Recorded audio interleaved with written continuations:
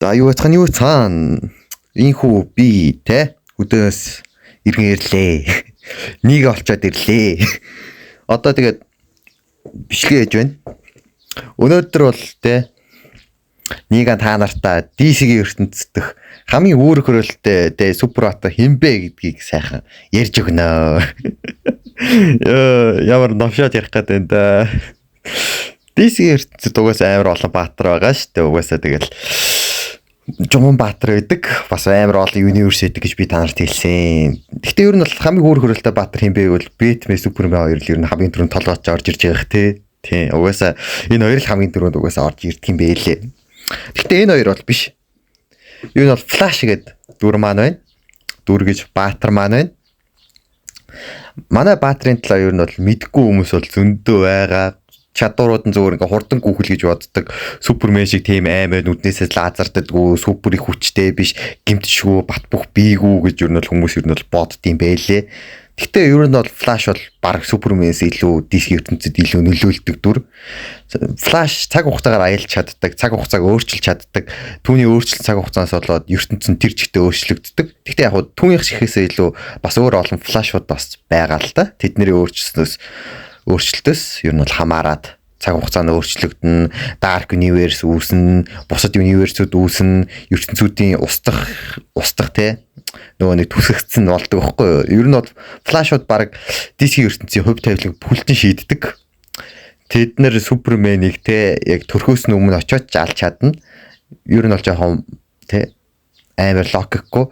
Супермен те баг Flash-тай адилхан баг хурдтай гүйж чаддаг. Амар хурдан гүйж чаддаг.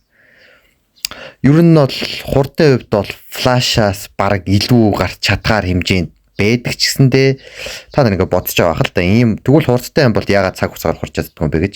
Суперментэй нөгөө нэг хараал идсэн нөгөө нэг Speed Force гэдэг зүйл байхгүй шүү дээ. Хэрэв Speed Force байсан бол яг Супермен ухарч чадгал байсан баг. Ер нь бол Flash-уудад тус бүртээ яг онцгой чадварууд бас байдаг гэж би танад хэлсэн. Гэхдээ ихэнх нь ер нь бол цагийн хугацаагаар ухрах, хурдан гүүх, нөхөн төлж мөлж гэсэн юмнууд бол байдаг.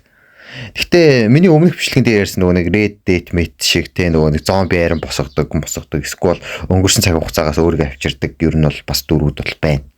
Гэхдээ тэд нар бол дараачийн бичлэг, тэд нар бол дараачийн ярих сэдв. Flash-ийн хувьд бол нэг иймэрхүү Flash орон зайг нэвтлээд амар хурдтайгаар ингэж хоёр тийш ингэж гар мараа хөдөлгөж ягаад хүний биеийг нэвтэлж чаддаг байхгүй яг энэ бол бас бусад Flash-ууд бүгдээ л хийж чадна л да энийг бас ингэж яаснараа ер нь бол ямар ч те ингээ Супермений биеч хүртэл нэвтрэх боломжтой болох ба энийг те тэр хөдөлгөөнөө зогсоовол тэр хүний биеинд яг юу болохыг ер нь та нар надаар хэлүүлэх мэдж байгаа хөө гараа зоолоо зүрхэн дээр нь аваачлаа зогслоо зүрх бат. Ер нь Суперменийг ийм аргаар алж бас болно. Эсвэл бүр өнгөрсөн цаг хугацаараа явж байгаа Суперменийг мажиглах ч бас болно. Төрх яг ингээд төрөөд жоохон байх үед нь Darkseid-ийг хүртэл ер нь бол нухаж бас чадна. Гэхдээ яг уу нэг тийм юу биш л дээ.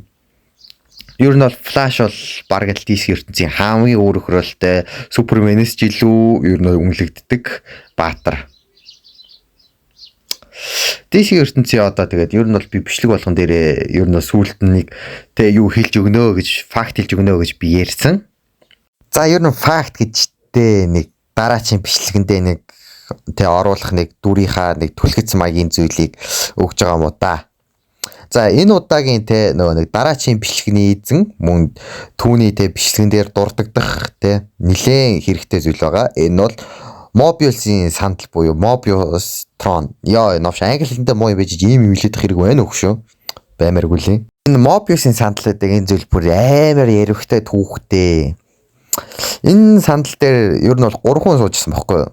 Нэг нь болохоор зэрэг Batman, нөгөөх нь болохоор зэрэг Batman-ийн аав Thomas Wayne гэдэг баха. Суужсэн бол дараачих нь Wally West. Нэг юм 3 хүн суужсэн. Тэгэд яагаад өөр хүн суугаагүй юм бэ гэж бодож ивэл энэ сандал дээр те ер нь л өөр хүн суувал